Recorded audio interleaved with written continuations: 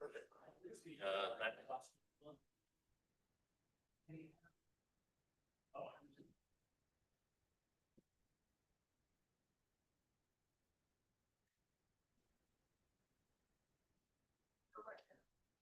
It's right through the exit first, yeah.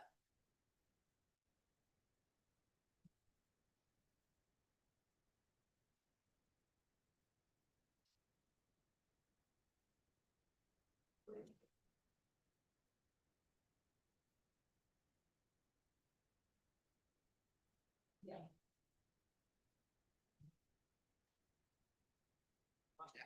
Yep, yep. It's too much of a thread. Nick. No. They are.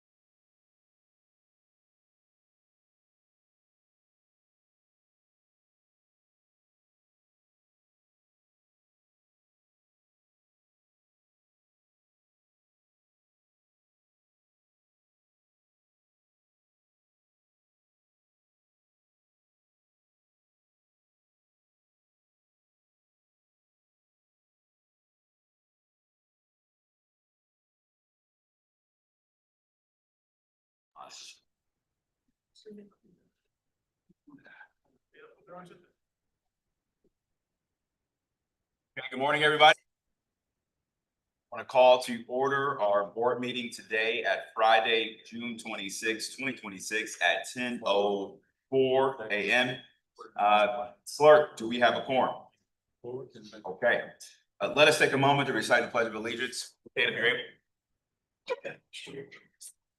I pledge allegiance to the flag of the United States of America and to the republic which it stands, one nation, under God, indivisible, with liberty and justice. Compliance with notification requirements of Ohio's open meeting law, notice of this meeting has been publicly posted and major public media has been notified. NOACA conducts its meetings according to Robert's Rules of Order. Members should raise their hand, second, or speak to a motion. Actions during the meeting will be taken by voice vote. If any member feels the need to abstain from any vote due to a conflict of interest, he or she should state their intention to abstain when the matter is introduced by the chair for presentation. For the record, subsequently, that member shall not participate in any discussion of the matter for which a conflict exists. According to Robert's Rules, absence from a meeting does not require a member to abstain from voting on the minutes. If a member still wishes to abstain, he or she should state their intention for the record. Please note that there are no individual microphones. Audio is captured by ceiling mounted. It's pretty cool.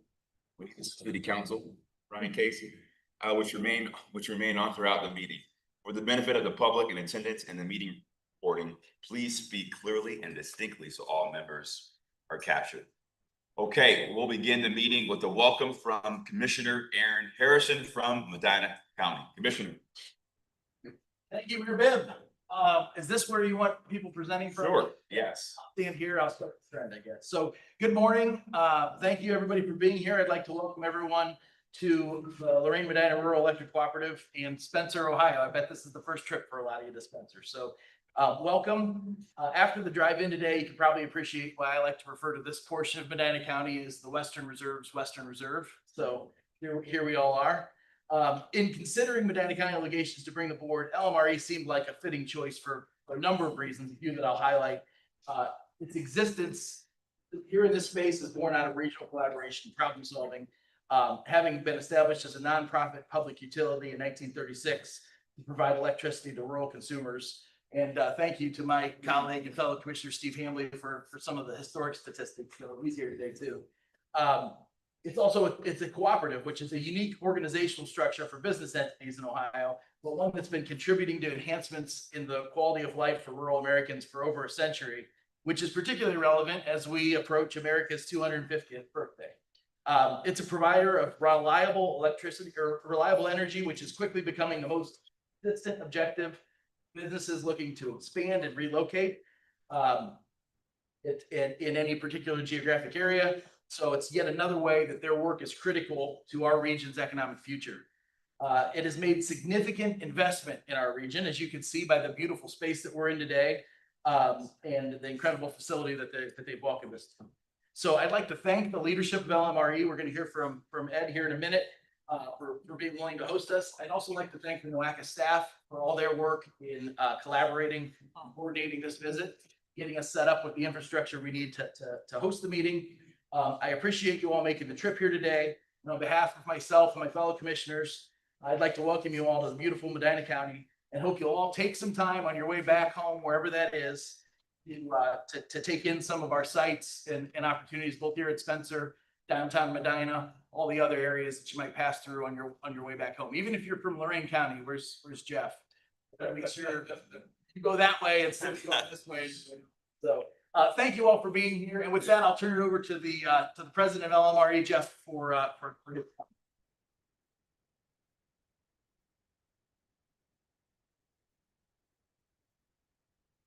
Well, and like he said, welcome. It's good to have you guys here.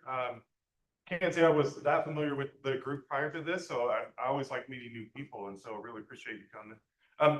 Again, good morning. Welcome to Lorraine Medina Rural Electric Cooperative. And all those words have a definite meaning to us. Our primary two counties are Lorraine and Medina County. We are primarily rural based, and we are an electric distribution cooperative. On behalf of our board of directors, our employees, and our member owners, we're honored to host the NOACA board today. As CEO, we usually tell people, if you don't think about your electric cooperative very often, we're probably doing a good job. Most people only think about electricity when the lights don't come on. And our goal is to make sure that that rarely happens. Since many of you may not be familiar with electric cooperatives, I thought I'd take just a few minutes to tell you about who we are. Electric cooperatives were born out of necessity. In the 1930s, almost all of rural America didn't have electricity because extending power lines was just too costly, and investor-owned areas didn't want to go into sparsely populated regions like this. So our local citizens came together, they formed a cooperative, pooled all of their resources, and with the support of the Rural Electrification Act, built the electric systems that now have transformed rural America. And that same story played out here in Northern Ohio. LMRE, as he said earlier, was founded in 1936 by local residents who believed that people living outside the cities deserve the same opportunities as everyone else. And now, more than 90 years later, for LMRE specifically, we're still guided by that same spirit of service. Today, LMRE serves approximately 16,000 homes, farms, businesses, and industries across portions of Ashland, Huron, Lorain, Medina, and Wayne counties. We maintain roughly 1,500 miles of electric distribution lines and 15 substations.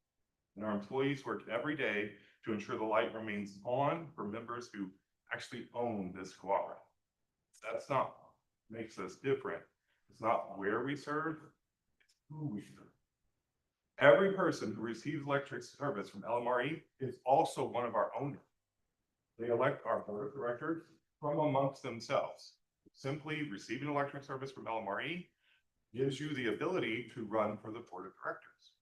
Those directors then hire a CEO like me, who then carries out the strategic direction that they have put forth in order to run the business.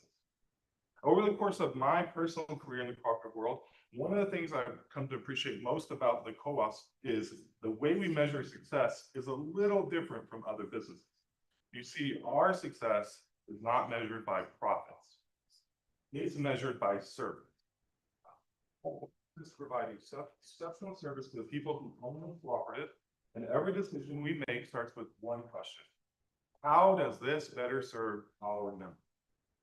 This philosophy does not just influence the big decisions. It shapes the way we operate every day. We invest in reliability, safety, technology, and the long-term health of our electric system, because that's what provides value to the people who own this cooperative. And after all, that's what really being a cooperative is all about. It's making decisions that create long-term value for the people we serve, not short-term returns outside investors. One example of that philosophy is our capital credit program. People that aren't part of co-op maybe haven't heard of this before. But if we have financial margins on what's needed to operate and reinvest in the system, those margins get allocated back to our members as capital credits because they own the cooperative. We don't send money to Wall Street. We keep it here in the local community. Across the United States, more than 900 electric cooperatives serve over 42 million Americans. Together, cooperatives maintain more than 40% of the nation's electric distribution lines, despite serving only about 12% of the population. That's because our mission has been to serve only the places where it's not easy to build infrastructure. We provide a reliable electric service wherever our members live and work. But reliable electricity isn't an end stuff. It's what allows everything else to happen. It allows businesses to grow, manufacturers to compete, students to learn, hospitals to care for patients, farms to operate, and families to thrive in the communities they call homes.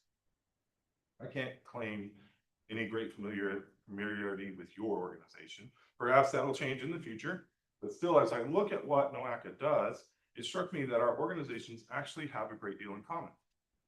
Your responsibility, I read through your breath information, is planning the transportation infrastructure that keeps Northeast Ohio connected and moving. And our responsibility is building and maintaining the electric infrastructure that powers those very same communities. Both organizations are investing in essential infrastructure that supports economic development, improves quality of life, and creates opportunities for future generations. We may work in different industries, but we're ultimately in the same business, serving the people of Northeast Ohio. We're grateful you chose LMRE to host today's meeting. We appreciate the work you does on behalf of the region, and we hope you enjoy your time with us today. Thank you. Welcome to LMRE, and I wish you the best. Thank you.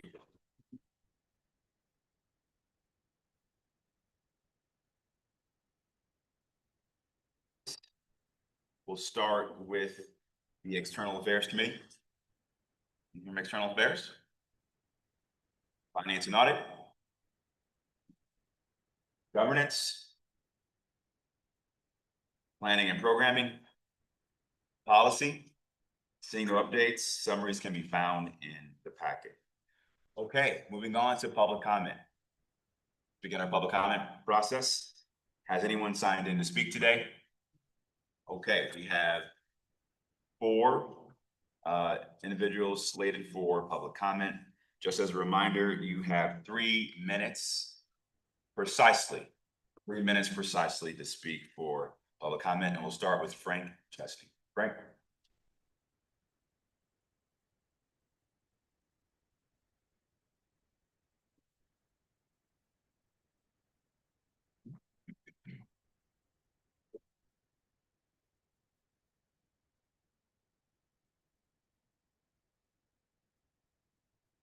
Thank you, everyone. I appreciate the opportunity to address you.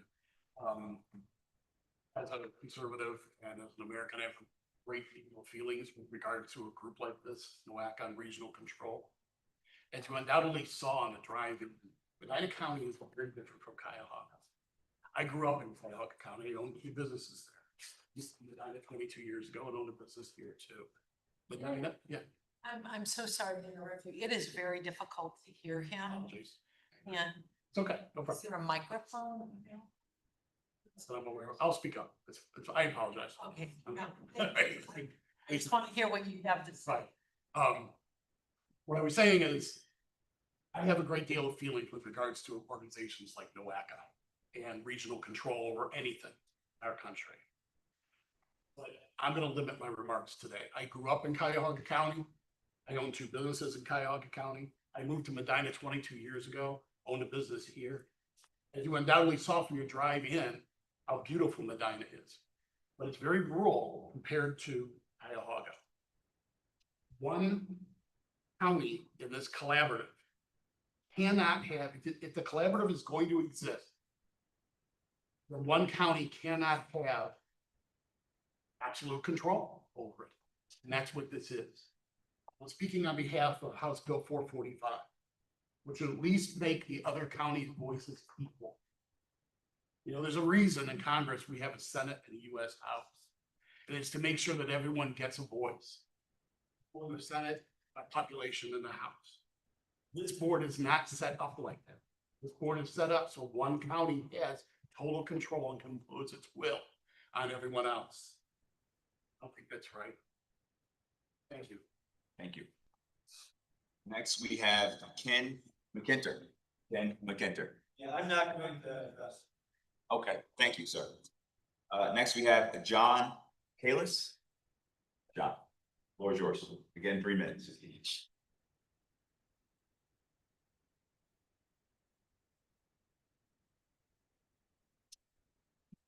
Starting up? Yes. All right. Good morning. Welcome to beautiful and sovereign Medina County. For those I haven't met, my name is John Kalis. Hinkley Township home for the past 10 years. And by now, I suspect my attendance at NOACA board meetings rivals that of nearly half the people in this room. Before moving here, I was a lifelong resident of Cuyahoga County, including 15 years on Cleveland's west side.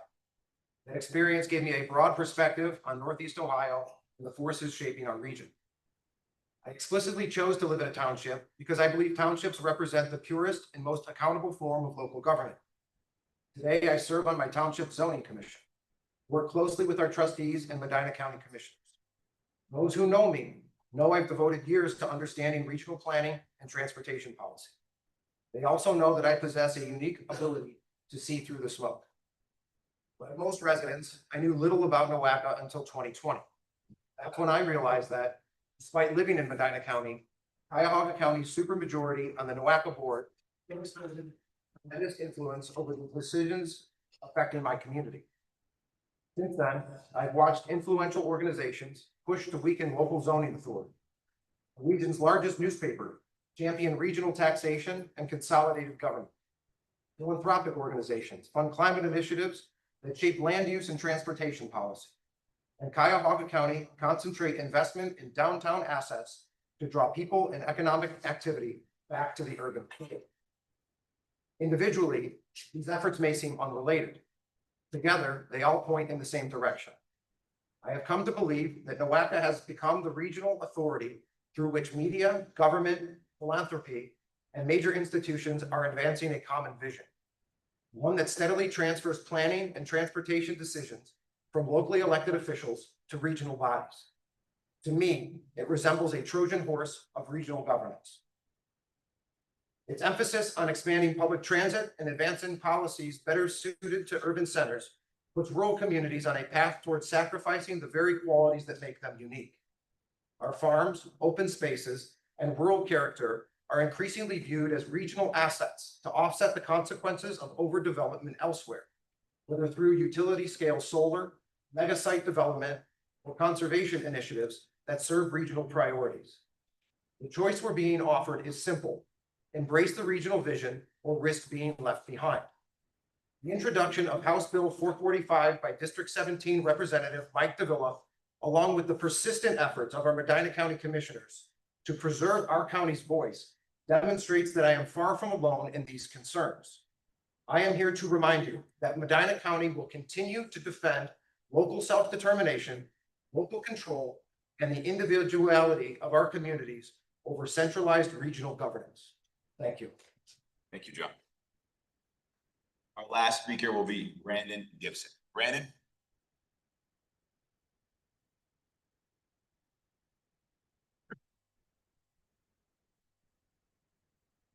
I just want to welcome you guys to Medina County and echo the sentiments from a principal board member, Commissioner Aaron Harrison, who I serve as the alternate for. Welcome to the greatest of Ohio's 88 counties. We're happy to have you. I echo Aaron's sentiments. Please go through the Medina Square, see the townships on the eastern and western border. It's a great place to live. I know that because I grew up in the West Boulevard neighborhood of Cleveland my entire life. My wife and I purchased a little bit over 3.5 acres in Hinckley Township. And I'm a proud owner of property in Medina County. And I hope that my children get to keep the property and keep the land that we have purchased so that they never have to live in this like I grew up. We came to Hinckley Township and we want to keep Hinckley Township and not turn Hinckley Township into West Boulevard.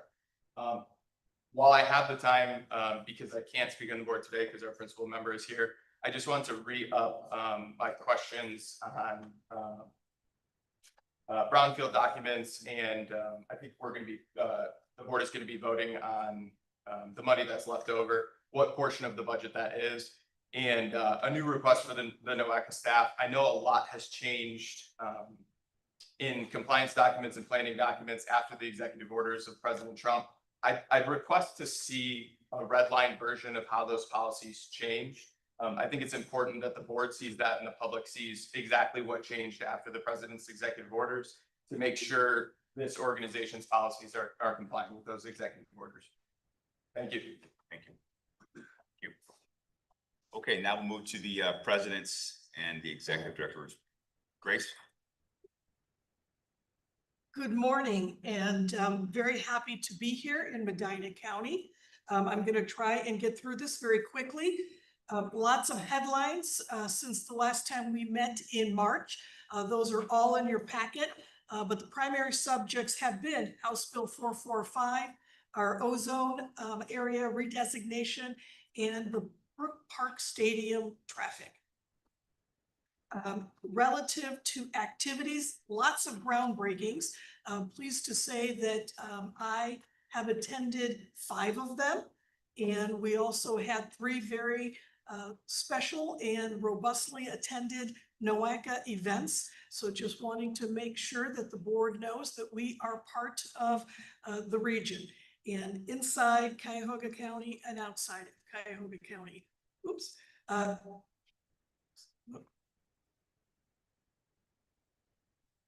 Okay, stakeholder meetings.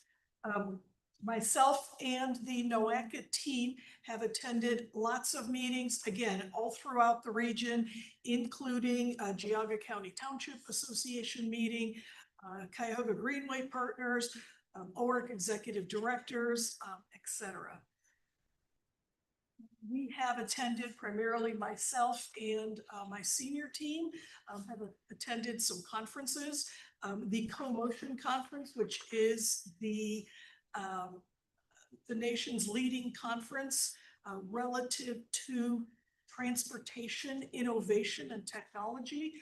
I was on a panel, I was invited to speak, preparing regions for the next wave of mobility innovation. Cleveland area, which is NOACA, MPO was represented along with Houston, Miami, and not remembering the other one, but it was another big city. The NARC conference that just took place in Tulsa, we were recognized there with a Major Metros Achievement Award for our feasibility and engineering study on the Cuyahoga Valley Scenic Railroad.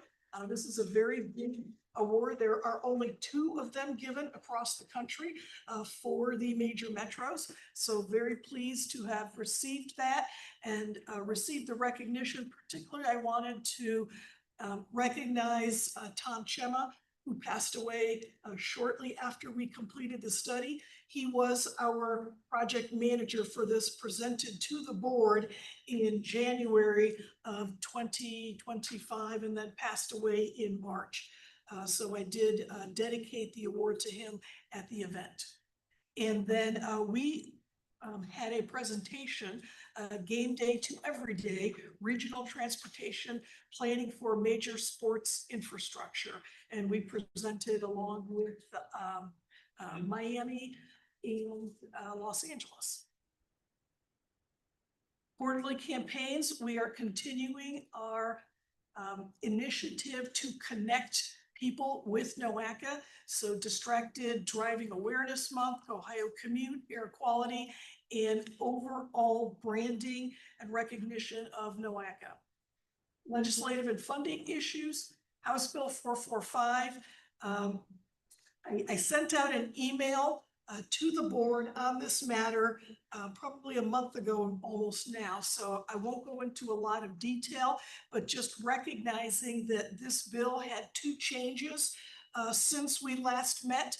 One was that there was a sponsor amendment that was adopted to limit applicability to MPOs serving in a county with 1 million more in population. So previously it applied to all MPOs. Now it only applies to over 1 million, and there are only 2 of us, Columbus and Cleveland. Cincinnati has over 1 million in their MPO, but some of it is out of state in Kentucky and Indiana, so it doesn't count. So it will just apply to the 2 of us. That being said, the Ohio Association of Regional Councils has been working on this across the state based on the original proposal of it impacting all MPOs. They have, however, acknowledged and agreed that they will still stand behind us and they will still pose the legislation for the state association. Then on 6/3/26, there was a hearing for proponent testimony, which there were 13 testimonies, 2 of them in person. It was at that time that we started ensuring that people were aware of the legislation moving forward, because we had been previously thinking that it wasn't going to move forward.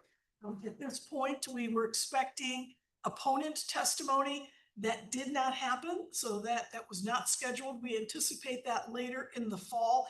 Could always be moved up earlier, but that's what we are anticipating. Overall work program, big news on the 2027 overall work program. It was approved by ODOT and USDOT on June 17. So we are all official to begin our fiscal year July 1 with a new work plan and budget. The Arizona Teddy, our pilot transportation for economic development initiative. We held public and stakeholder meetings since we last met. 3 land use scenarios have been developed, and we will look to update you as this progresses. Project updates, 4 major projects across the region have begun construction.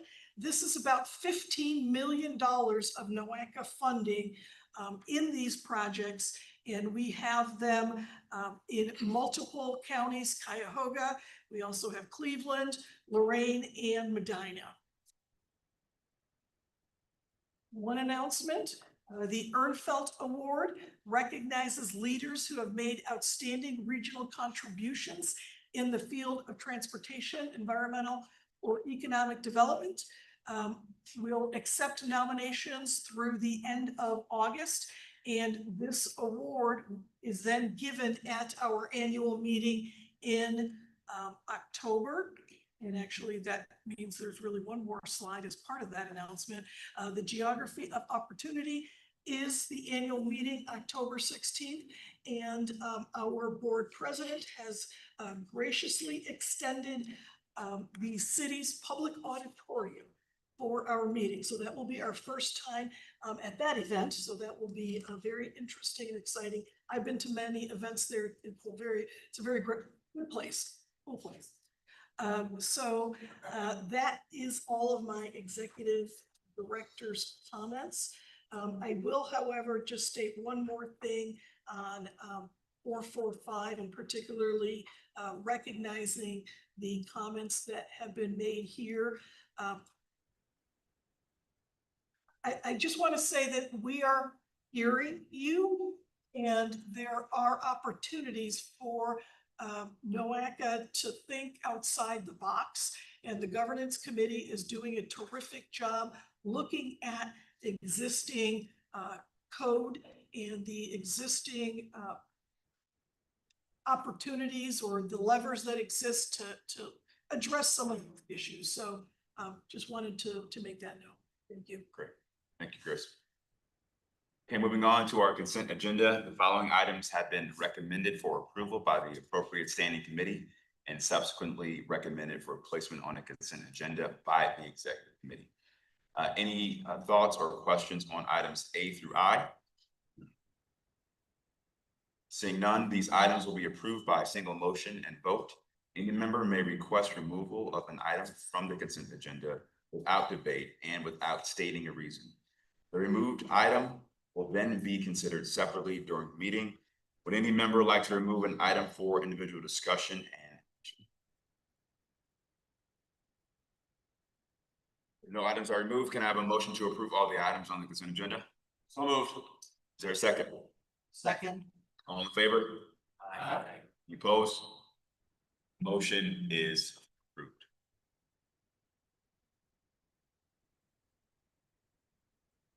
Okay, moving on to our action items. Resolution 2026, Public Infrastructure Improvements in Brook Park. We have Ed May presenting. Ed? Thank you. Good morning, everybody. I am presenting the resolution 2026-026, the plan amendment for the public infrastructure improvements in Brook Park. So the action being requested is for the board of directors to adopt resolution 2026-026, which approves the fourth quarter state fiscal year 2026 long range amendment for public infrastructure improvements in Brook Park. This action has been recommended by the Transportation Subcommittee and the Planning and Programming Committee. This slide here lists the project showing the infrastructure improvements in Brook Park, from Snow Road to Brook Park Road, between I-71 and State Route 237. to support proposed mixed-use development and a new stadium. Improvements include modifications to I-71 and Snow Road interchange, a new I-71 ramp bridge, new perimeter roadway and intersection, Snow Road, pavement removals and access modifications, the 5 Points Road, additional pavement and pedestrian improvements to Angle Road and Snow Road, and a new pedestrian bridge. So the estimated total project cost based on this most recent stage 2 plan estimate is $100.6 million. This includes $8.3 million for preliminary engineering environmental, so $3.6 million for preliminary engineering detailed design, $86.1 million for construction, and $8.6 million for construction engineering. The project to be amended to the plan is shown on page 89 in your materials. So on March, in March, the NOACA Board of Directors adopted Resolution 2026-016, approving project planning review for the proposed project, subject to conditions and recommendations. The action was conditional upon further study and development of infrastructure proposals related to communities outside of Brook Park and within the influence area. And there were also some recommendations regarding parking and pedestrian studies. Well, Section 2 of that resolution states the project sponsor must endeavor to comply with any conditions or recommendations that have occurred as a result of project planning review and will provide evidence of such in coordination with NOACA staff. NOACA staff will report as the appropriate NOACA committees and boards regarding that. So this illustration here is a slide that shows specific intersections and interchange within the influence area that NOACA staff identified as areas of concern for event traffic congestion. And we shared this with the city and its consultant to conduct further study. So the locations are numbered 1 through 7 and circled in blue. The sponsor reported that a traffic analysis has been or is being or will be conducted for each location to establish projected levels of service, volume to capacity ratios, and queue lengths for PM peak weekday event traffic. And then we'll make suggested improvements. So the blue circles highlighted with the green squares, those being number 3, Angle Road at the north end of the development site.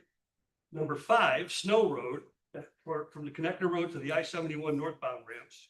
These are locations for which the sponsor reports the study and design were accomplished with the Brook Park, the overall Brook Park project.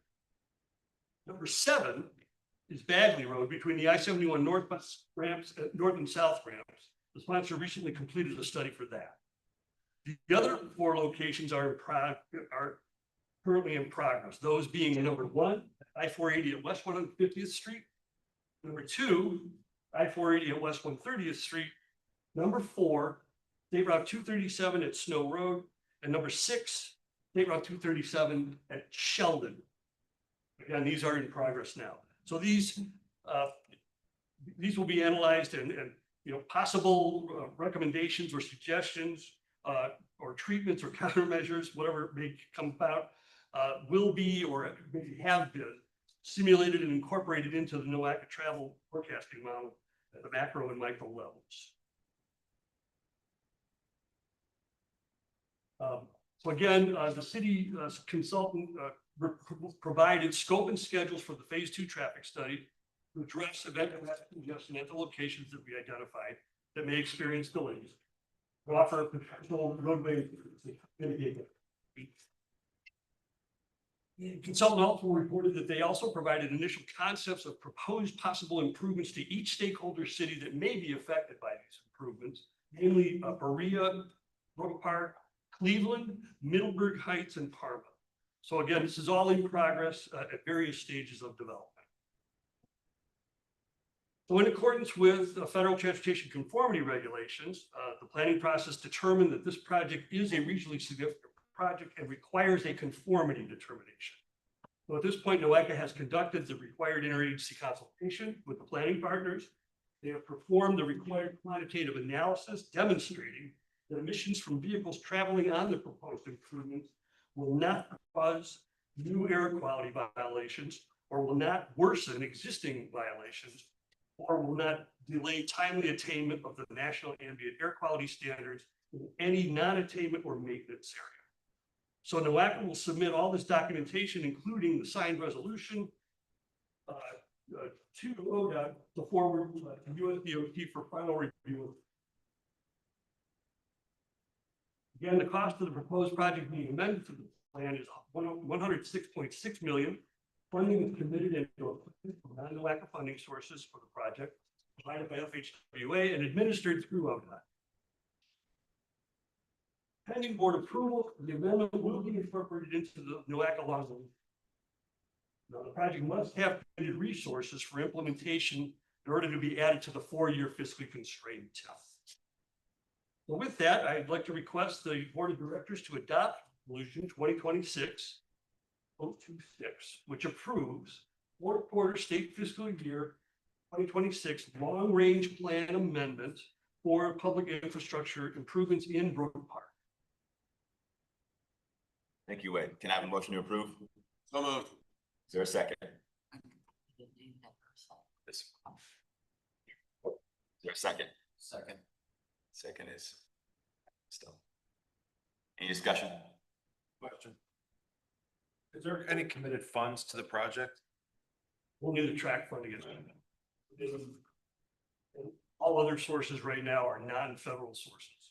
There is no NOACA funding. I heard that part. And then if there's still work to be done in the areas of concern, what is the expectation of us passing this today? Why does it need to be done today if there's still work to be done on the project?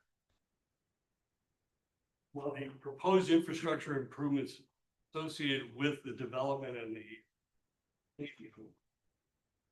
plan is to do that in fiscal year 2020, begin that fiscal year 2027, I believe. So as not to delay development, they are trying to initiate this now. But even if we have the 7 areas of concern, right? We pass this, but we come up with the 7 area concerns, 2 of which I represent, on Brook Park 130th and 150th. If it comes back that if these areas of concern don't necessarily coincide with the project, what does that do for us by passing this resolution? Well, this is merely amending it to the plan, the plan, and there's analysis that need to be conducted at these intersections and to incorporate that into our model to see what the outcome is. Does this resolution say that NOACA is supporting whatever comes out of future problems that could arise? In other words, we have 7 areas of concern. What if 2 of those areas or 3 of those areas are completely don't coincide with whatever the plan is, and the plan has to be changed because whatever the current plan is would be too much of an impact on any of those 7 areas? So at this time, I'll take that. Yeah, at this time, we are amending it to the plan. And we are only amending what we are referring to as phase 1, because that was what was requested initially as part of the project. NOACA requested that a phase 2 be developed as part of our concurrence process. So that way those things will be addressed. NOACA staff have identified those areas of concern, so we know that there will be traffic congestion and problems there. We're already acknowledging that that exists. What we're looking for is more specificity and precisely what will the countermeasures or mitigation plan to address it. So that's what we're expecting from the City of Brook Park and their consultants and the Browns.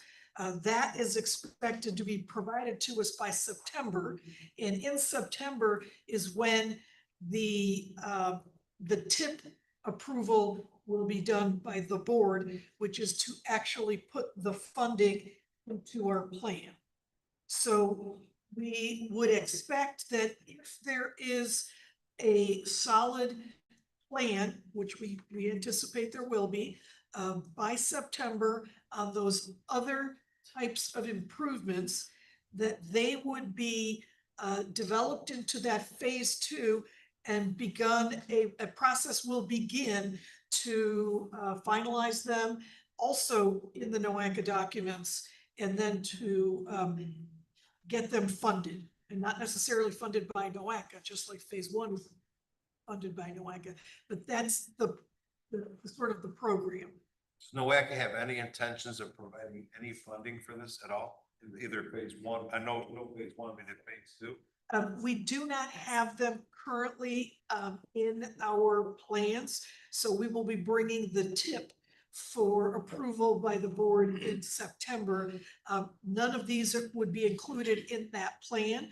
Should the board in the future want to dedicate any funding to that, they could. I think the plan also is to continue to approach TRAC for funding, which TRAC is the one who funded the first phase. We want to ensure that if there are mitigation requirements, that those communities are not having to essentially take the burden financially or otherwise. And my last question would be, do we anticipate those 7 areas of concerns to be addressed by September? Yes. Thank you. And when I say address, they will have a plan and a proposed mitigation plan, and costs will be attached to those. Thank you. Any other discussion on the side? Mary? I just had a couple of questions. Last planning and programming meeting where we moved forward for board recommendation, we asked about, a lot of things in flux. Do we have any updates on on-site parking? Is this off-site parking? That's one question. And the other one is $106 million. What's the gap? I guess, I know there's track funding. What's the remaining gap? Well, right now they've secured $35 million of track funding. That's it. Everything else is local or non-federal, local and or not federal. They have strategies to perhaps secure additional funding, but at this point, they are responsible for anything above $35 million. The city is. Do you have any updates on the parking?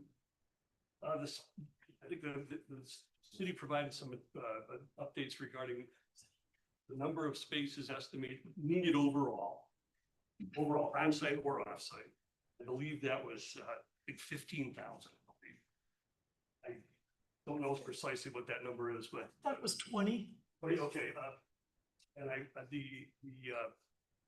the number of spaces required on-site has lessened, and the number of spaces off-site has increased. But overall, they did not believe that they needed the full, I think, 25,000 that was originally.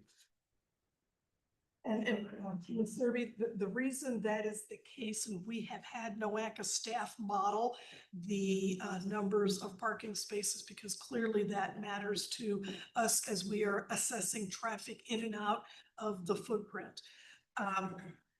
The consultants revised the parking estimates based on further research of other similarly situated stadiums across the country, and determined that they would need less parking spaces because more people would either carpool or take public transit or some other form like rideshare. So, and we've evaluated that, and we do support that change.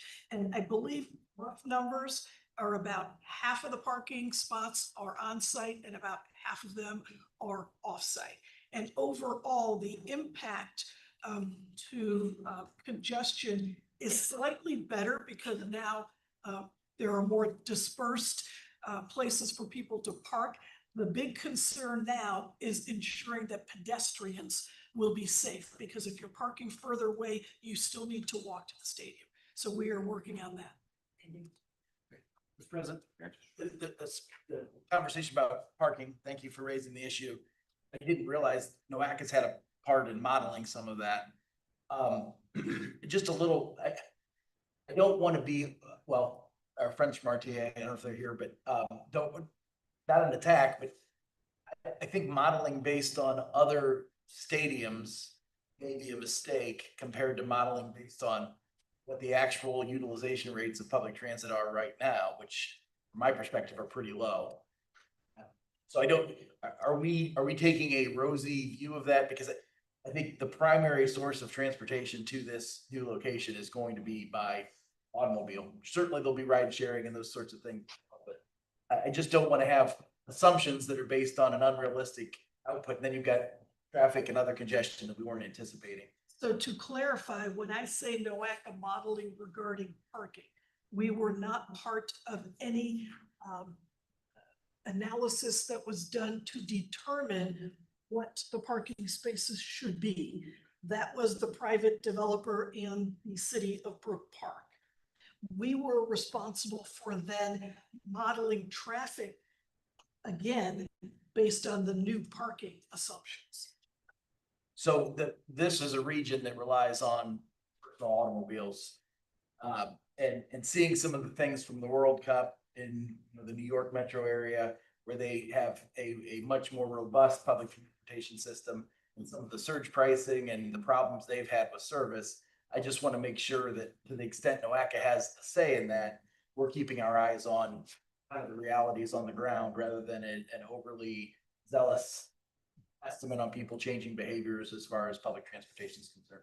I think that's correct. And when we questioned the new assumptions, the information I believe that's included in the report, they looked at other stadiums that were similarly situated, such as Kansas City.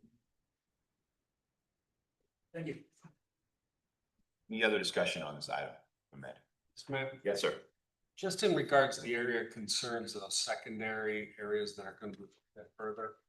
If I understood correctly, in previous discussions, the intersection of Brook Park, Rocky River Drive, or 237 was one of those areas where the level of service is going to be somewhat questionable from these studies. So I noticed it's not included now, and I'm just wondering, how that was taken off.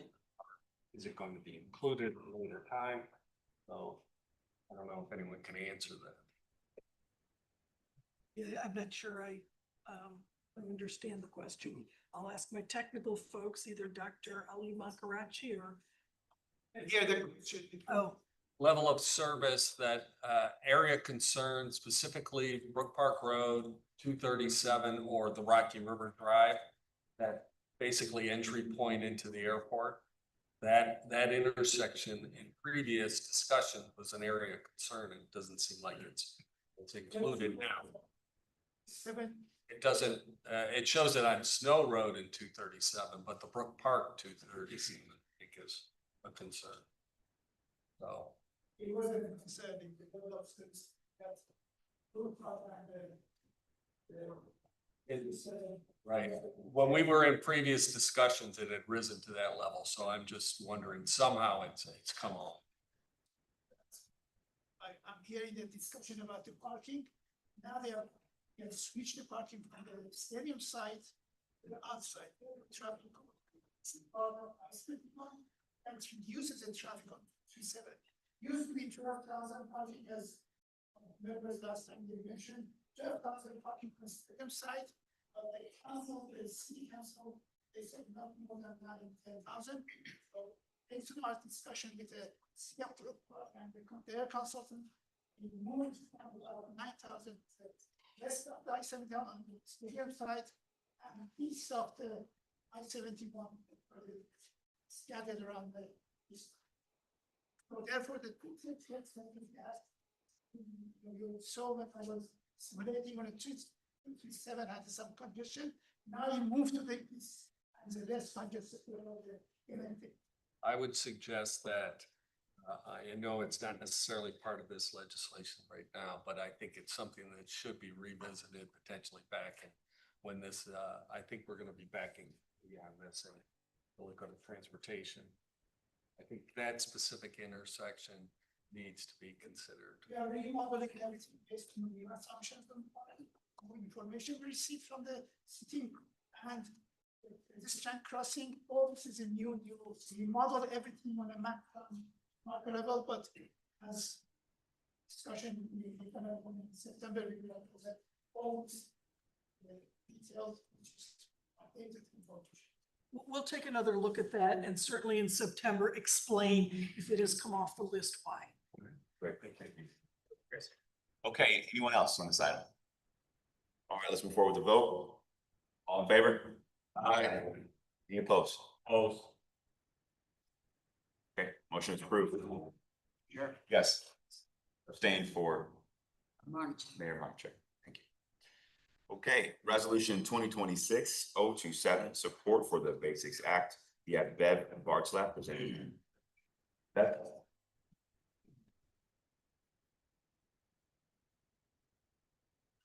Good morning.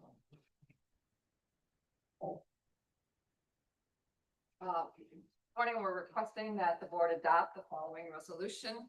Resolution 2026-027 expresses the board's support for the Bridges and Safety Infrastructure for Community Success, or BASICS. The External Affairs Committee recommended this item to the board on April 10th. Just a little background. You're probably all familiar with the IIJA, the Infrastructure Investment in Jobs Act, otherwise known as the Bipartisan Infrastructure Law. That is the current law in place, 5-year federal surface transportation law that governs most all transportation policy and funding, but it expires on September 30th this year. In anticipation of that, a group of organizations that represent the interests of local governments, regional governments, came together to develop a proposal to protect funding for local and regional government priorities. The groups shown on the right joined together and formed something called the Local Officials in Transportation, or LOT Coalition. And they crafted a bipartisan proposal that was introduced in Congress, the Bridges and Safety Infrastructure for Community Success Act. What this does is, in anticipation of Congress, Congress is likely to reduce some of the discretionary grant funding that was in the IIJA. The great thing about the IIJA was it did provide a lot more funding than previous bills to local governments. That was the good side. The downside was most of that funding came through very competitive discretionary grant programs. And some of those dollars were difficult to access, especially for smaller communities, rural communities, under-resourced communities that had a hard time developing those complicated grant applications, hiring lobbyists and grant writers, etc. Congress had made it known that they wanted to reduce the number of discretionary grant programs. So this group came up with a proposal that said, if you're going to do that, then let's put it into funding that local governments could continue to have. Formula funding that would be available to local governments working through their MPOs to advance projects and priorities. It also expedites repair of deficient roads and bridges, and it prioritizes. So this proposed resolution supports the BASICS Act for inclusion in the larger reauthorization package, and it reaffirms other NOACA legislative agenda priorities, such as promote asset management over expansion, stabilize the Highway Trust Fund, and support safety, sustainability, and multimodalism in planning. And just a quick update on where things stand with reauthorization. The House Transportation and Infrastructure Committee recently voted and reported out a bill, a new 5-year authorization bill called the Build America 250 Act. The good news is it does include most of what is the core tenets of the BASICS Act are in Build America 250. This Build America 250 is supported by AMPO, ASHTO, NACO, National League of Cities, National Association of County Engineers, and many, many other organizations. So it appears that this movement to support the Basics Act has been heard by Congress, but there's still a long, long way to go. This bill has just been reported out of House Committee. It still has to go to the full House and has to go to the Senate. So we still need to make our voices heard in terms of standing up for funding for local governments. Pending board approval, this resolution will be forwarded to federal legislative and administrative officials who represent Northeast Ohio. And we will continue to monitor progress on reauthorization and share the NOACA board's legislative agenda of priorities with our Northeast. Thank you, Bev. Can I have a motion to approve? So moved. There's a second. Any discussion? John? I typically abstain from legislative items, be abstaining on this one, just wanted to go in there. Thank you, John. Any other discussion? All in favor, say aye. Aye. Any opposed? Motion is approved. And now we have Liz to present the Aviation Advisory Council Charter membership and meeting schedule. Liz? Morning, I am just presenting on resolution 2026-028, the Aviation Advisory Council. The role that the Board of Directors adopt resolution 2026-028, which approves the Aviation Advisory Council Charter, as well as meeting dates for 2026, and delegates approval of the inaugural membership roster to the Governance Committee. The Governance Committee did approve this charter, and it was also a Transportation Subcommittee, as the council will report to that subcommittee. So this initiated from several discussions at the Governance Committee regarding the important role of aviation and the aerospace industry in Northeast Ohio. And specifically conversations that are occurring around Burke Lakefront Airport. The goal was to create a forum for local officials as well as subject matter experts to discuss aviation, air mobility, and air-related transportation and how they interact with transportation planning issues. NOACA's Code of Regulations outlines how a council is created. So the Governance Committee discussed what kind of body this might be, subcommittee versus council. Landed on a council as the code allows for non-board members, so subject matter experts, to participate on councils, and then debated whether it might report to economic development or transportation, and ultimately decided it would report to the transportation subcommittee, as that would be the primary focus.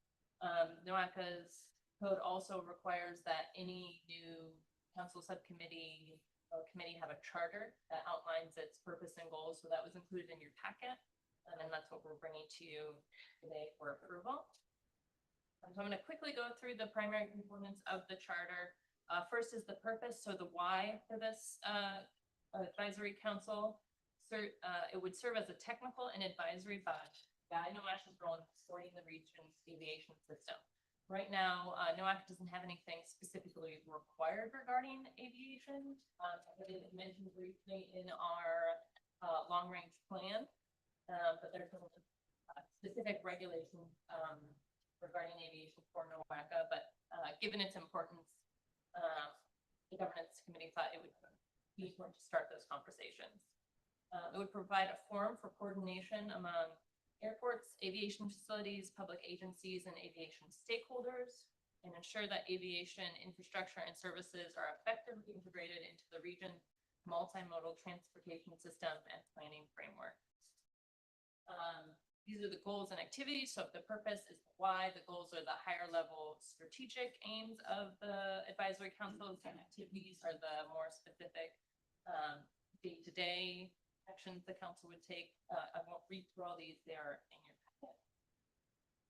And then the membership was outlined broadly to include representatives of public airports in the NOACA region. So each county in Ohio has an airport, as well as the city of Cleveland. So the 5 counties of NOACA and the city of Cleveland will all have representation on this council, relevant ODOT offices, and then it was important for the governance committee to include subject matter experts. So lots of air and aviation subject matter experts in fields such as advanced air mobility, uncrewed aerial systems, airport aviation or pilot professional associations, and airline fixed base operator or direct service provider representatives. Meeting dates for, usually the board, you all approve our calendar year meeting dates and as well as the full listing of members for committees, subcommittees, and councils in January at the beginning. Because we are forming this in the middle of the year. We are asking for at least one regular meeting to go on the calendar, which would occur before the governance committee is, that's like the most obvious open on a Friday right now. We will reevaluate that when we set the calendar for 2027, perhaps lining it up with the other advisory councils that report to the transportation subcommittee. But at least want to get one regular meeting on the books for 2026 and meeting. And then requesting that instead of bringing to a full listing of the membership, that you all delegate that to the governance committee for, again, the remainder of 2026. It will come back to you in 2027 through our annual process in January with the full listing of it. So the action again is to adopt resolution 2026-028, which approves the Aviation Advisory Council Charter 2026 meeting dates and delegates approval of the inaugural membership roster to the governance committee. Great. Thank you, Liz. Can I have a motion to approve? So moved. Second. Second. All those in favor say aye. Aye. Oh, I didn't ask for any discussion. Sorry. Any discussion? Just quickly, Mayor. Yeah. But just in regards, obviously it encompasses the counties of make up NOACA, but we have a large airport that's immediately to the southeast of us here. And I'm just trying to, how is that coordination going to happen with them? Since it's pretty significant and it impacts, you know, the entire area, so. Grace or Liz, you want to chime in on that? It would be possible to add a member outside of the NOACA region as we do in air quality, because our air quality counties exceed the 5 counties that we serve. That might be a way to do it, is to invite. Mary? I just had a question on some of the professionals in the industry and thinking of Ohio and a lot of work that they've done around AAM, and perhaps if it's not something that's been thought of, that you can done for some of the. Great point. Morris and then Jeff. No, question, but just being in governance committee, we had a lot of those discussions as far as who we want to have there at the table, including Akron. That came up as well. You define region as, you know, this or that, right?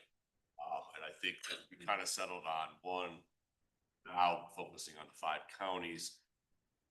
Relatively new. There are other NPOs that Grace talked about that have councils and these type of planning organizations as it relates to aviation being relatively new within the 5 county region, but then obviously the opportunity to expand that with regards to board members or committee members and council members.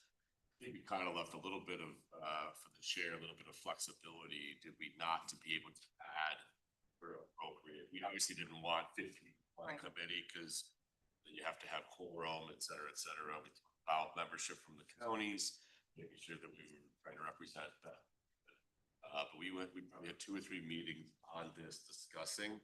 I think we kind of settled at give a little bit of leeway to the chair of said council when it comes time to be able to expand. Yep. Makes sense. Jeff. Who actually makes the nomination or the selection of the members? We've got the approval to the governance committee, but who is going to approve? You know, does the county retain the ability to nominate a representative to the board, to this committee from Lorain County? Yes. So the executive committee and governance committee provide recommendations. We package those recommendations as staff, and then we'll send them back to governance board. how are we going to select from those pretty nebulous, the service provider, airline? Who's going to select those? Well, we did talk about that extensively in the governance committee meeting as well. We will take recommendations and work with the chair. The chair is expected to be someone who is more knowledgeable on aviation than perhaps we as staff. So we will take guidance from the chair. Trying to keep a sharp eye to that issue of local versus regional. You can make sure everybody has the voice. Great feedback, Commissioner. Real quick, I think, and I don't know if you want to go back to the slide of the council membership. This is a summary. Yeah, so we have the representatives of the airports, which I think was kind of already spelled out, like the director of that county airport, boom, you're there. And we also have then individual county representatives. Commissioner can put stuffs on there, or the commissioners, similar to how we did on. That's why I was asking, in Lorraine County's case, we have a we don't run it ourselves, we subcontract it. And I don't know if we would want that company being our representative, but more of a policy person, commissioner or otherwise. Obviously, but it's still An election. commissioner ability. This is a summary of the membership, just for the sake of fitting it on one slide in your packet is the full membership, which specifically says representative from Lorraine County Airport, the public airport in Lorraine County, about the individual counties. Okay. And Commissioner McDowell. I'd like to add a couple of sidebar conversations about this, and also just to put the disclaimer out there, I'm a pilot, actively flying around the region, so I will support my colleagues' conversation about the construction of the board members. When you think about regional airport representation, a lot of this is going to come down to traffic flow, and having been, here at NOACA meetings and listen to how we talk about things, your economic development, some of those things are one layer of the problem, but I think when you get into airspace, you're talking federal regulation. I was at the Northeast or the speed flying a week or two ago, did have an opportunity to meet with the FAA. So I think when you take a look at economic development of the aviation based operations here, then get into the airspace conversation. They're two separate things and going to be. So I would say I like the way this is laid out, because I think you have that opportunity for this body to do what it does, and it well in meeting and having conversations about economic development, transportation, but then you want to plug the aviation piece in because it's so different. The transportation stuff, because it's a lot of controlled only by the federal and all of that. So I think bringing those folks into the conversation when it's appropriate is the right way to do it, but then sort of leaving the footwork to this body, our county commissioners and folks that are operating. And Commissioner Rydell, on page 100 of the packet, there is the specific membership list. And so it is made clear that there are 5 commissioners or county executive or their appointees from each of the 5 counties. So that would be your ability to select. Okay. Follow-up question on the same topic. Going down in that list on page 100 of the membership, this does spell out 5 airport directors of public airports in addition to the commissioners. Should that read 5 airport directors or their designee? And then similarly, the next bullet says the airport director of the largest airport in the region or their designee. Do we need the directors of the airports or a designated person to represent each airport? They would still have alternate. Okay. We're not going to labor the point. We talked about this in governance. Lorraine County's airport, public airport. It is. Oh, yeah. Okay. We have an independent operator. So I apologize, my alternate attended these meetings because you guys like Friday morning meetings, and so do we. But at the end of the day, we're trying to I don't want to take a lot of the board's time for my lack of homework, but we'd like to be able to designate whether it's the operator or the chairman of our advisory board or a commissioner, whoever we feel can best represent the county. I think it's two different, there's the airport directors are in this committee, but as well as the commissioners and or their. Okay. So whether it's a private company running that you subcontract with, I believe we do as well. Theoretically, the county commissioners, who's gonna do that job? So hopefully we like them enough that we would want to be. To say the operator's goals may not coincide completely. Commissioners. Fair enough. Okay, any other discussion? Okay, all those in favor say aye. Aye. Opposed? Motion is approved.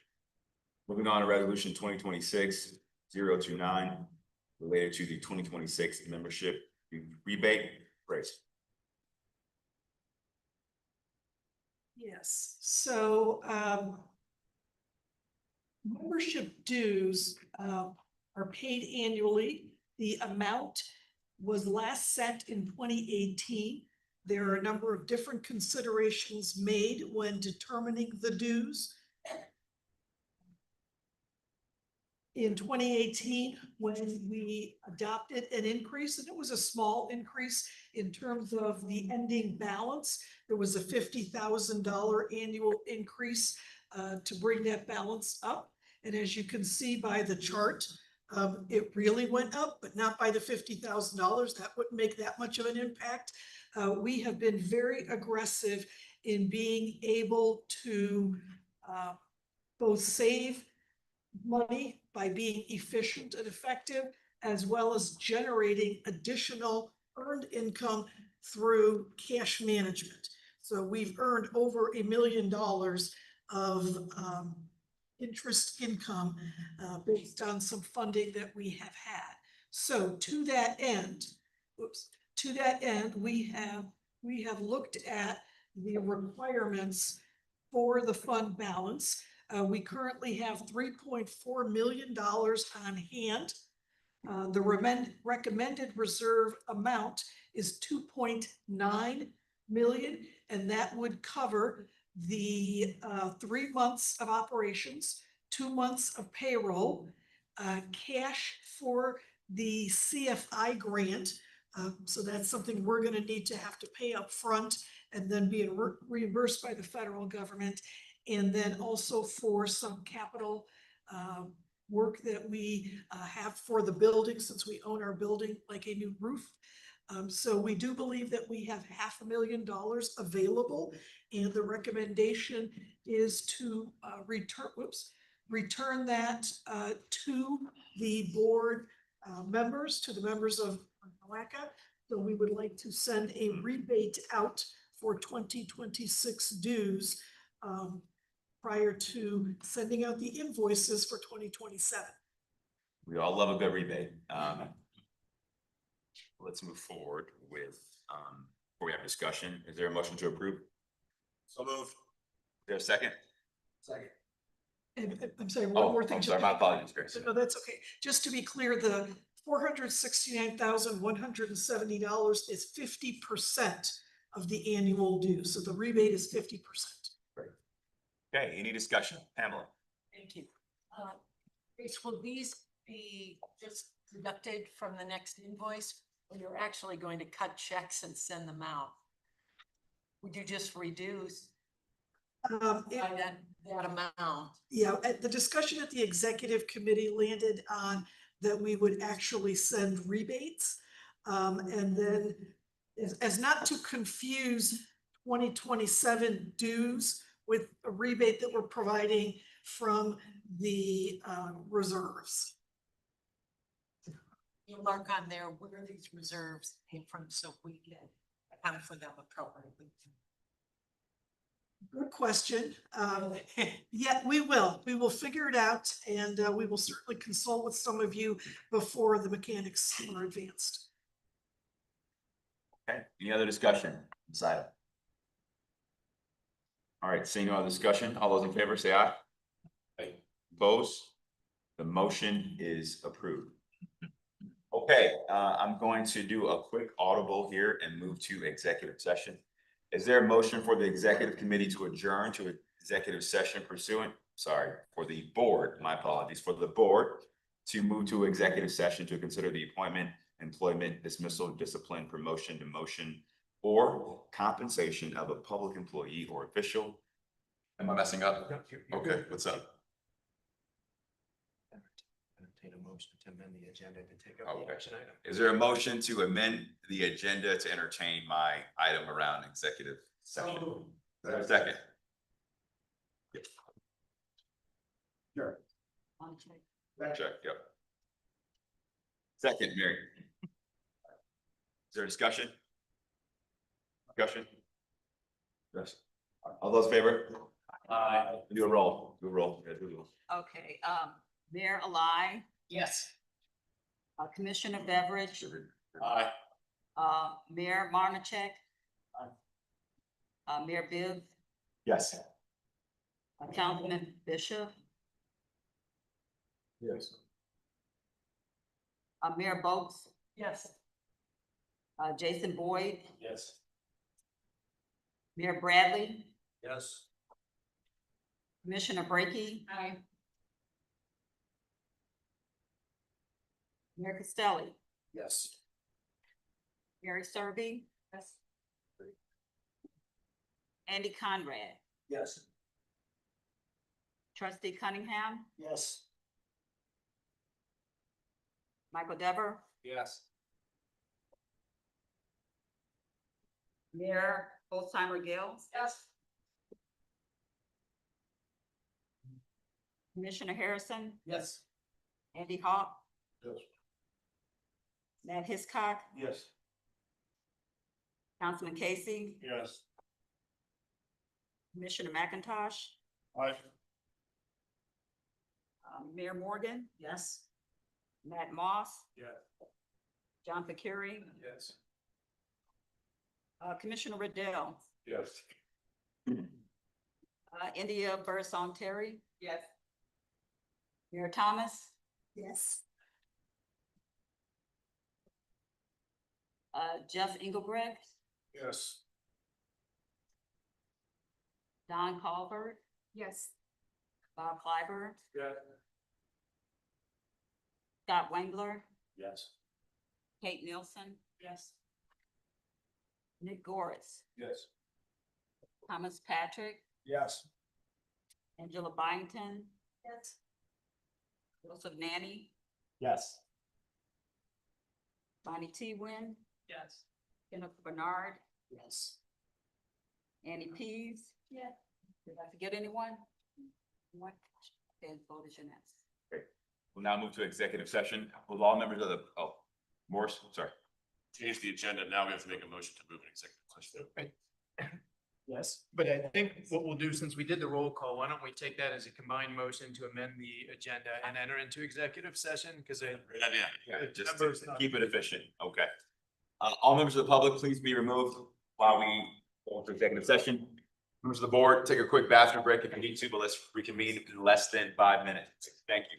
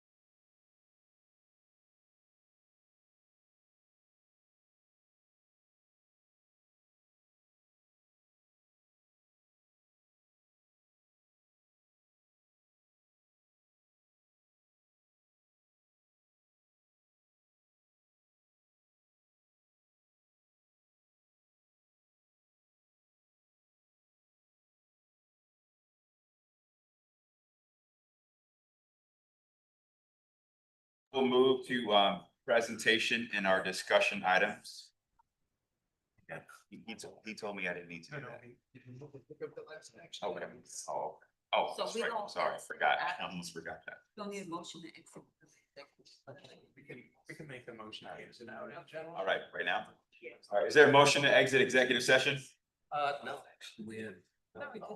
So, is there a motion to exit executive session? So. Right. Is there a second? Any discussion? All in favor, say aye. Any opposed? Motion's approved.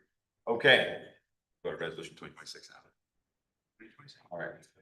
Resolution 2026-030, our executive director and CEO contract presented by Ryan Gimblet. Sure.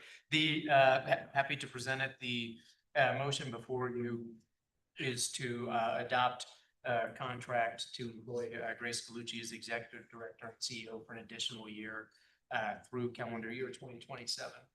There a second? Move to approve. Okay. All in favor, say aye. Any opposed? March. Yeah. Okay. Motion's approved. Thank you. Now we'll go to our I-71 Crossroads study update by Lori Adams.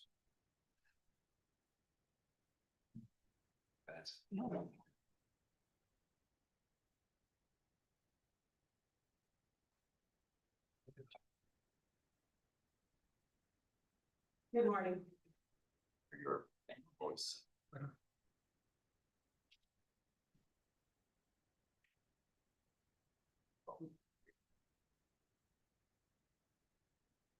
Good morning, my name is Lori Adams. I'm with DGL Consulting Engineers and working through a task order with NOACA to manage I-74. Some of the update of what happened. I know some of you have not heard any of this, and many places I know that have been involved. Meetings, so I'm a little repeat. So the background of the study is it's 9 miles of I-71. Bounded by Pearl Road to the north and west, West 130th and Center Road, State Route 303 to the south. So NOACA has partnered with ODOT District 3, ODOT District 12, Cuyahoga County, Medina County, City of Brunswick, City of North Royalton, City of Strongsville, the Ohio Senate, and the Ohio House of Representatives for this study. HDR is the consultant completing work. DGL Consulting Engineers is managing the project through the NOACA contract. The study is data-driven and more comprehensive than past studies. So here's the previous study timeline. It goes back to 1984. So this issue is not new. And so you can see here, there was quite a few studies done. Then there was a pretty big gap and it resurged. And we've had many studies since 2012. But this is the first one that's really looking at it comprehensively and not just a specific location. So the work completed to date, there is a project website and you can find all of the information, all the handouts, everything that had been done at the first 2 public meetings on the website. I'll give you a link to that. NOACA, ODOT, and HDR have been working together to conduct these evaluations and studies. There's been technical advisory committees and stakeholder advisory committee meetings. These have been held in the NOACA office. 2 public meetings have been held in October of last year. Strongsville and Brunswick each hosted a meeting. Now there was a second public meeting just on Tuesday, so you're getting the benefit of getting very fresh information due to the change in the date of your meeting. So the study process is, there's 3 steps. The first is the existing and future conditions. That's the first piece that's already been taken care of. That was the first public meeting, but I'll recap a little bit for you. So this is a graphic of the crash analysis, and it's hard to see, but you can see that it looks kind of like walls. So the State Route 303 has a wall. Route 82 has a wall. That's number of crashes and kinds of crashes. So you can see where the bulk of the issues are just by looking at this graphic. In total, there was 2,175 crashes in the region studied. 508 of those, 23, a little over 23% were injury crashes. There was one fatal in that time period. The rest were rear end and left turn angle crashes for the most part. Those usually indicate congestion, just too much traffic. So the original part of the study identified areas of concern. You can see them here. Quite a few particular intersections, some ramp issues. Kind of hard to see, but I'll give you a couple closer up looks. So, well, before we go, all right, so this is I-71 is State Route 82. This is a photo taken on a Tuesday last September. You can see there's quite a bit of traffic lined up on 82 that is heading west. Other areas of concern is the Howe Road and the State Route 82 intersection. If you've driven this area, if you're familiar, it's very congested. There's a Costco on the north side of the intersection. And this is the area leading to the mall in Strongsville. Not a lot of commercial activity. This area is congested many times of the day. These photos were taken at 6 o'clock on that same date in September.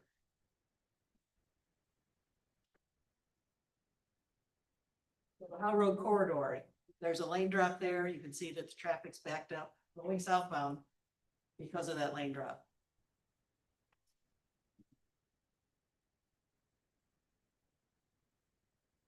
I'm going to show you a little bit of camera footage from ODOT since December.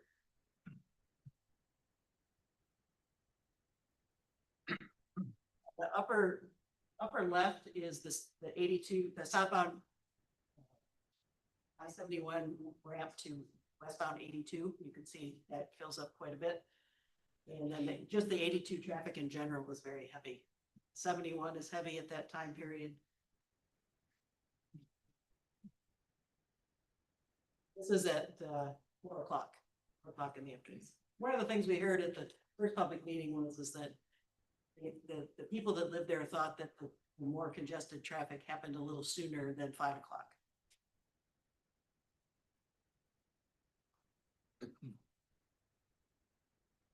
This unfortunately does not show the 82 and Howe intersection, which it really kind of is the linchpin to much of the issues in this area.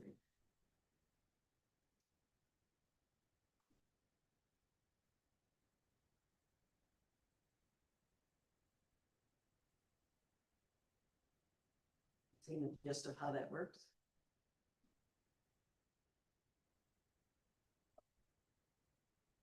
So we gathered traffic from many sources, from NOACA models, from traffic counts, from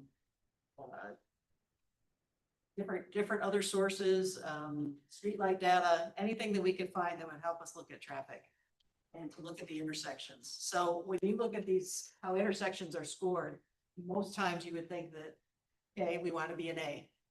Well, an A is very little traffic at all, very little congestion, and that's not how we can operate on a road system in an urban environment. So really you don't want F. F is where it's bumper to bumper. You've all been in F. And there's a lot of grades of F as well. Once you get to F, it could be infinite. Traffic doesn't move at all. But where we want the sweet spot to be in this urban environment is really a level service D. And that's considered acceptable, not what you would want your kid to come home and tell you, I got a D, that's acceptable. But in intersection scoring, a D is acceptable. So we took a look at the existing traffic conditions. Like I said, these were gathered from many sources. There's some colors there. In general, what we found from these sources was that it wasn't operating all that terrible. There are some particular movements and some intersections that seem some worse things, but in general, this data showed that it worked okay. So then we looked at the future. How is the traffic going to grow? There's other things happening in the area. So this is a map of your traffic conditions. You can see there's more yellows, there's a few oranges and reds up there now. And this is looking,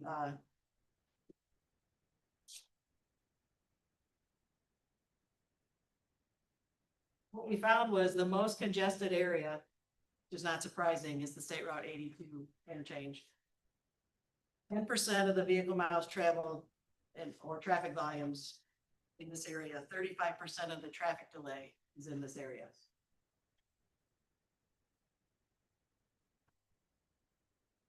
Well, as I said, we had a couple public meetings. We had a public meeting in November.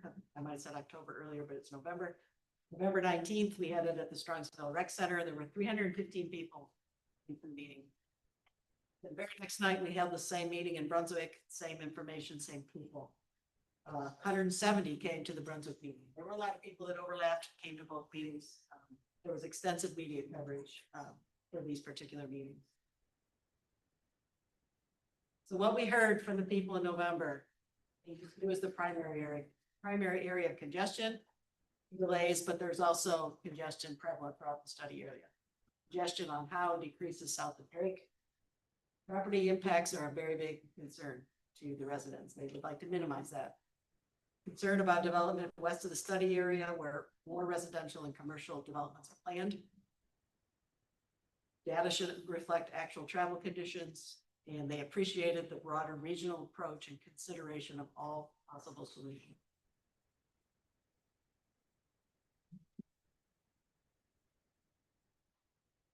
So that moved us into the next step of the study process, which is the feasibility study, and that's the piece we've been working on since December after the comment period. And there's been a lot of work back and forth, a lot of discussion, a lot of analysis. So we're going to talk about the design alternatives, and there's two things we looked at. One was a primary need. This also comes into the purpose of need that is needed when you move forward with the project with ODOT. Primary needs are to ease traffic congestion at major connection points between the interstate system and the regional roadway network. Secondary needs are to ease traffic congestion on local roadways to improve overall traffic flow in the study area network. Those are the things that we looked at closer as we went through this. So we came up with 6 alternatives. We always look at no build, so I guess there's really 7, but the first build is called Upgrade State Route 82. It doesn't always work efficiently. There's newer styles that might work better, so that's an option. That includes widening Howe Road from 80 to Sherman. Build 2 was construct an interchange at Boston Road, and that's been on the table for a long time. It was an important one to make sure was included. Then we looked at, okay, what if there's just an interchange? What would that be? That would be at Drake. Drake makes the most sense. So that's build 3. Build 4 is there's an interchange just in the Brunswick area. That's Grafton. Build 5 is we're going to construct a collector distributor road. It's traffic right to Howe, opposite Shermer. Get people to a place where they can distribute. And then build 6 was what are the small things we can do to just help the area in general. So, and we identified 4 things: widen Howe Road from 82 to Shermer.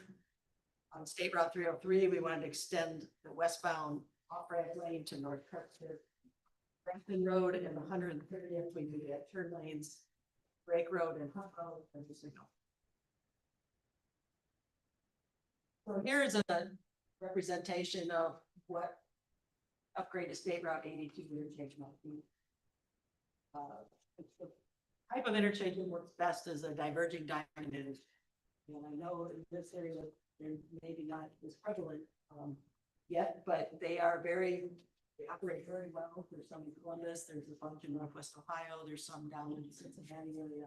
They can move a lot of traffic very well because you eliminate left turns. Essentially, left turns almost become right turns. They become almost an automatic onto the onto the freeway because you're taking traffic to the opposite side. But in combination with that, that works well, but that does not help Howe Road. So, what has been suggested by HDR is what's called a displaced left turn. And what that does is it takes the left turn traffic and takes it over and outside of 82, moves it to the south. So it's got its own area. That also means that the right turn from Howe needs to be moved. But this helps the area operate very well.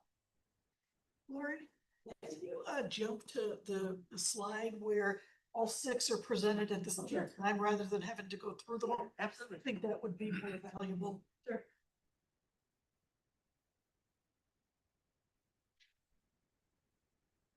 Okay, so here's what we're looking at. So this shows you the initial items that were included. You know that there's some areas that have big utility impacts. In particular, Boston Road has a couple of big pipelines that would need to be moved, relocated. That would be an expensive endeavor for sure.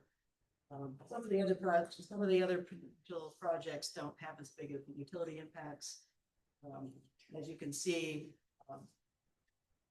interchange at Boston Road, there's quite a bit of red. The red is local road improvements. When you look at the interchange at Drake, less local road improvements, primarily on Drake and Drake to the east, going over to North Royalton. When you look at an interchange at Grafton, so a lot of improvements are needed. And a CD road to Howe, it's primarily, well, it's a lot of interchange or a lot of interstate, but it also has a lot of Howe Road improvement. And then Build 6 was the local road thing, so you can put it kind of sporadic. What we didn't talk about was, can we take those Build 6 elements and put them into the other options and make them work even better? So this was the matrix that HDR and the project team came up with to assess what alternatives work better than others. There are 3 primary needs. Does intersection congestion at Howe Road and 82 improve? Does congestion on Howe Road improve? And does congestion at 303 and North Carpenter improve? Those are the 3 primary needs. Secondary needs are below it. That's other intersection improvements. Does it improve truck network travel time? What are the right-of-way impacts in number of parcels and number of acres? Potential relocation of residences and commercial properties, utility impacts, potential project costs, construction impacts, and roadway elements, design familiarity, right? But you can see that of all the primary needs, Build 1, Build 2, and Build 5 are all green. Build 3, which is Drake, is 2 greens and a yellow, so it doesn't improve Howe Road as much, but the other elements are there. Grafton does not help the State Route 82 and Howe area at all because it's so far south that the people that would get off at a northerly interchange, well, they'll still get off at 82. They're not going to go all the way down to Grafton. And then you can see in the lower part, there's different elements that work better than others. Local road options work pretty well for those. The CD road to Howe works well. D2 works well. Boston Road gets a lot of red flags for many of the things at the bottom of the list.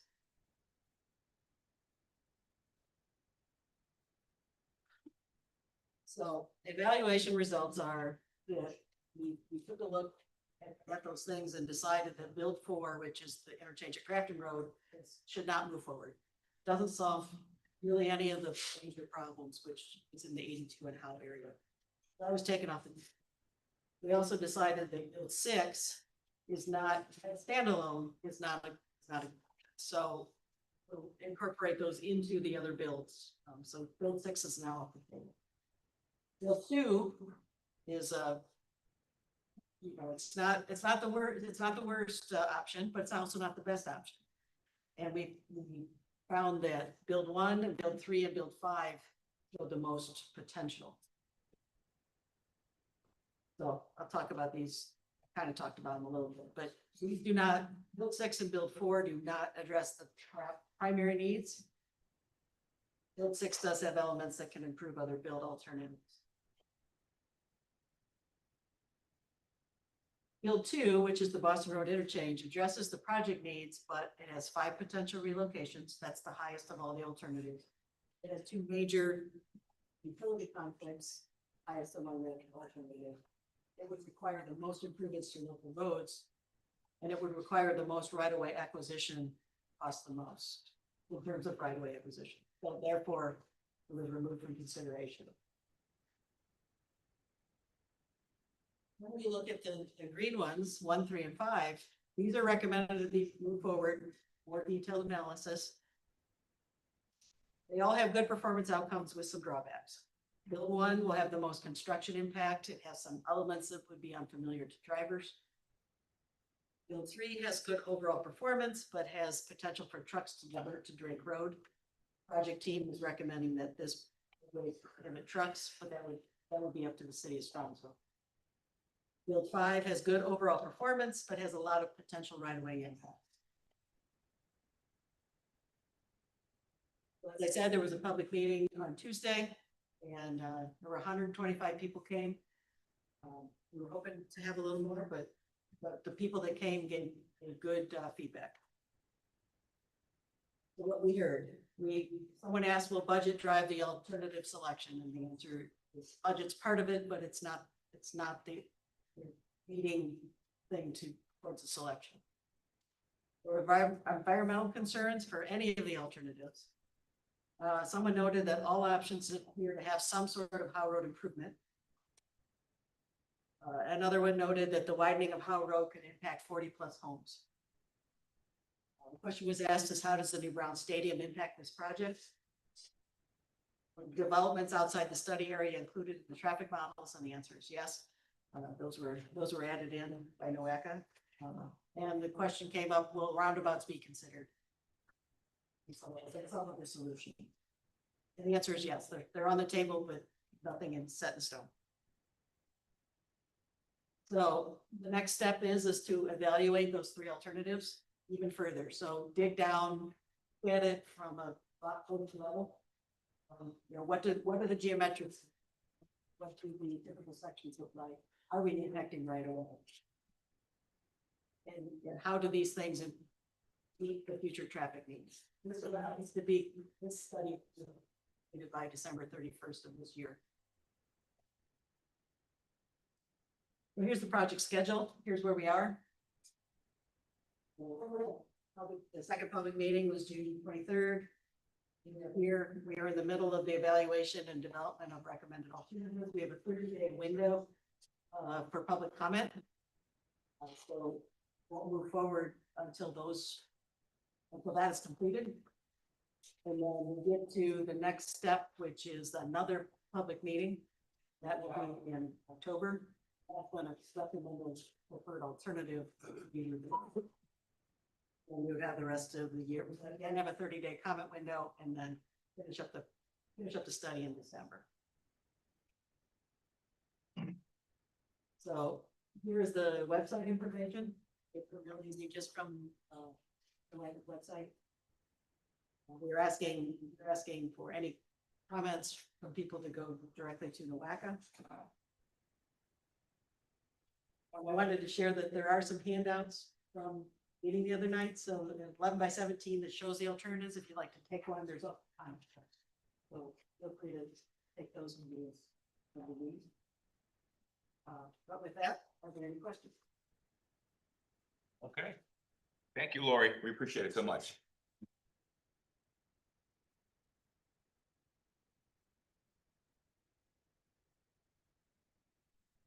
None, any old business? Any new business? Okay. We already did public comment, so we're good there. Meeting's adjourned. Oh, sorry. I do a motion. See, I was testing y'all. See, y'all still up. Is there a motion to adjourn the meeting? Moved. There a second? Second. All right.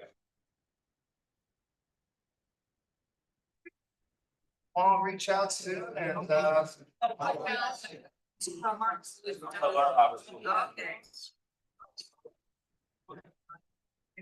Okay.